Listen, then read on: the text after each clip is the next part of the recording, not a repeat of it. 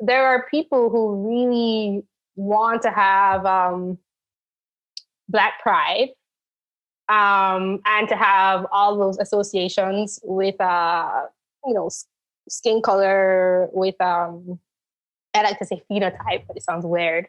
But because it's not just skin color, it's like the Right. hair, it's like everything. Um, associate that with mental, inner characteristics. There are people who really, really want that, and that's all they know, and that's what they will continue to pass down. They could possibly have less cultural dominance, but I also think that that kind of thinking is very useful for people, I would say, who not necessarily want to sow division, but want to have power. And so the likelihood of it going away or diminishing in importance, even though it might not go away fully, I think is very, very low. So I do think it's possible, but I don't think that people will let it go. Another thing I want to say is I do not agree with it, but I think it's fine for people to want to like care a lot about those things and to have pride, etc. But I just don't think it should encompass everyone who just looks a certain way. Like there has to be a way for people to opt out of that. I mean, there doesn't have to be, but I would like for there to be a way for people to opt out of attaching themselves to something that they just never signed up for. I think it's extremely disturbing. Like there's a sense of ownership that comes over other people, that I sense in the US from everybody, just because you look a certain way. I think that is truly, truly, it really disturbs me. Like it really, really does when you really think about it. So it's not that I don't think people should be able to have those ideas. It's that Black shouldn't equate to, I don't know what you call it, Black pride or Black essentialism. Or I don't know what the word is. Like there should be a difference between those two things. But yeah, I'm giving you a percentage. Yeah. I'm probably just as pessimistic as you about the actual prospects of making the identity of Blackness more of a neutral descriptor.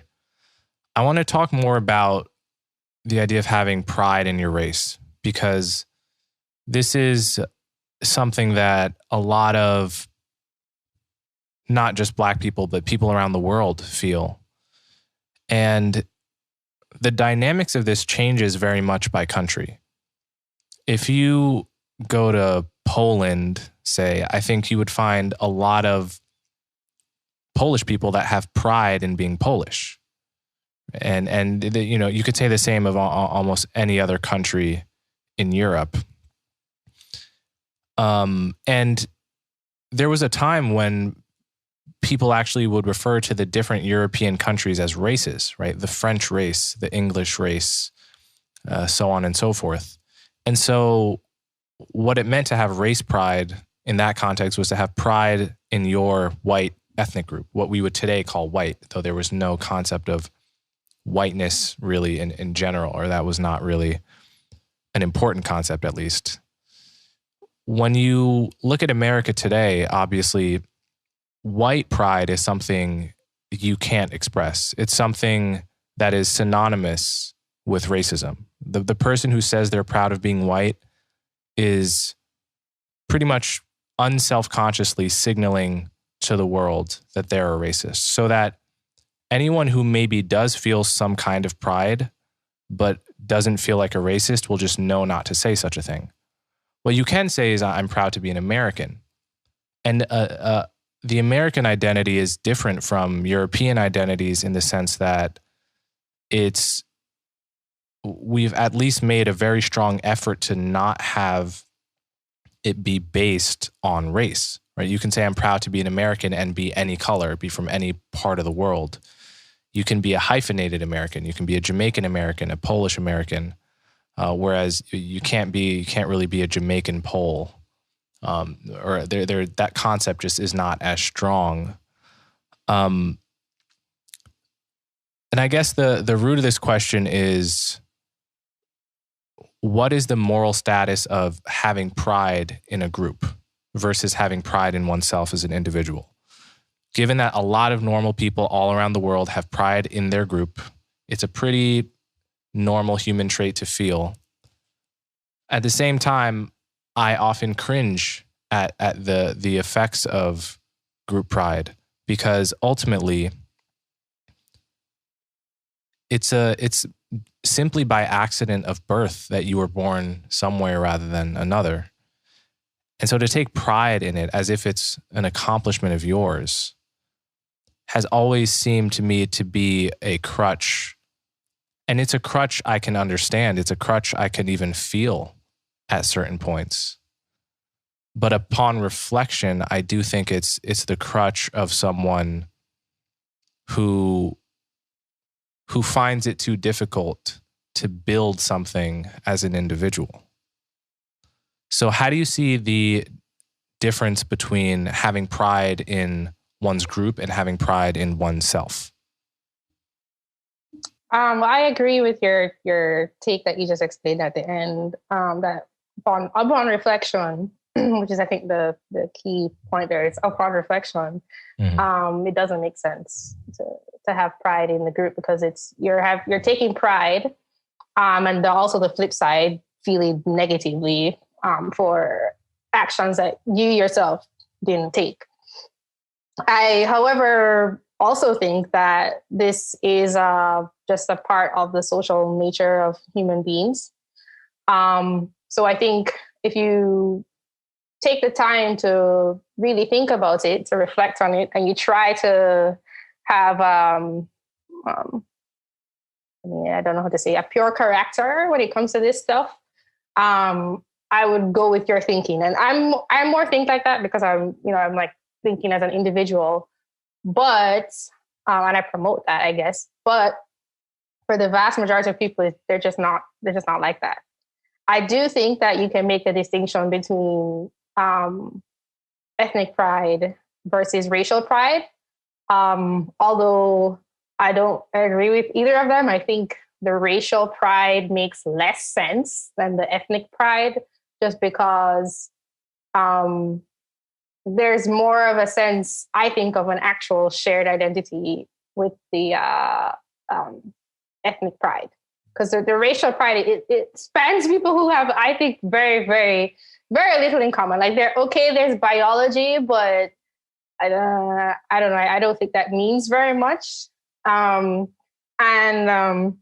This is what you asked me, but I don't think I've even said this anytime on my channel, but this is something I've thought before that I find almost amusing, is all these people going around calling themselves Black, when, I guess people in Jamaica did that too, or do that, though not in the same way as in America, when they never did that before they were grouped together as being one identity through, I think, slavery as an institution. Like, people just didn't conceive of themselves as being like one and the same with like another tribe, but like it's just adopted now, and they fight you if you want to like not do that. I think that's ironic or something, because I know that is not like Africa had slaves. Like, they separated themselves, and like they didn't have like some one racial identity that now exists due to, I think, the institution of slavery. So I just think that's very, very interesting. So I think I answered your question plus added a little bit. This is something Thomas Chatterton Williams has talked about. I don't know if have you met him? No, but I know who he is. Yeah. So one thing he says in his book that I think is hilarious and true is that if you ask especially a well-read or, elite Black person in America, why it's the case that a person who is mixed race, who has a Black mother and white father, for instance, is considered Black or can identify as Black rather than mixed race or biracial or even white. Because from an objective point of view, those are equally arbitrary choices to make, right? The fact that Obama identifies as Black rather than white, from the universe's point of view, is totally an arbitrary decision. But in our culture, it's obvious to many people that he should identify as Black. a lot of times the answer you will get is, oh, well, there's this thing called the one drop rule, which is back in the days of slavery. If you had even one quote unquote drop of black blood, if 1/16, if 1 out of 16 of your great grandparents were black, you would be considered black enough to be a slave. And Thomas Chatterton Williams says, okay, well, that's all well and good. I understand the history, but why the hell would we impose plantation logic on ourselves today when we have the choice, right? Because it's not obvious that because a certain norm was the case under slavery, that we must continue to perpetuate that norm today. Yeah, this just seems like an obvious connection to many people, that we are stuck in the racial categorizations that were created by slavery. We can never outgrow them. And to think otherwise just marks you as ignorant of the history. It seems to me there's very little prospect of outgrowing race if this is what the next wave of, higher college students are being taught, essentially, is that America's attitude towards racial categories was fixed in, around the year 1700, and we're just doomed to inherit the rigidity of those racial categories for all time. And that's why when someone like you or Camille comes along and says, I'm not black, a lot of black people have an aneurysm. They cannot process it because it's in a way, I think people become wedded to these categories, even if the categories themselves, we all acknowledge, were born in sin, and they end up giving people meaning in life. And I think maybe there is a benign way of getting group pride, which is, for instance, sometimes I think about when the Olympics is happening and I just turn on a random, I don't know, like skiing or something. I don't know anybody who's doing it. I don't really care about it, but I feel like watching it because it's the Olympics and it's America versus some other country.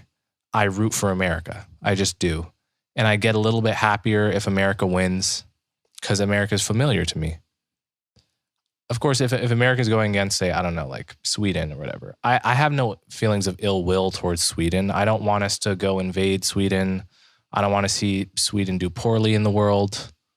Not that they're at risk of doing poorly, but that seems like a kind of benign pride. It's like a pride that doesn't hurt anybody. I like New York sports teams more than Boston sports teams. I just grew up hating the Patriots. That's just what one does if you grow up in the New York area. Do I actually wish something bad would happen to Tom Brady? No. They say he's a great guy. He does a lot of charity work. I can step back from my provincial New Yorker perspective and understand that none of this stuff matters. But I can kind of role play pride in order to have fun watching sports, say. And if racial pride could become more like that, I think I would have no problem with it. If it felt like something you can step into in a benign way in order to have fun in certain situations. I know a lot of black people will root for the black person they're watching. And, you root for Tiger Woods because he's black. That's sort of how I grew up as well. And that kind of stuff seems benign to me. But then there's this much more serious and pernicious style of race pride where it basically, having pride in your race is a substitute for thinking about specific issues. And the one that's always on my mind recently is policing, right? It's like, if you are a proud black person, that means you must say all cops are bastards. You must think every instance of a policeman and a black person getting into a confrontation, any one of these incidents that we've seen over the past year is racism, right? It's obviously racism. There's no more complexity to the issue. And so race pride becomes a substitute for thinking about complex ethical issues. And that's, I think, that I think is where it tends to go too far.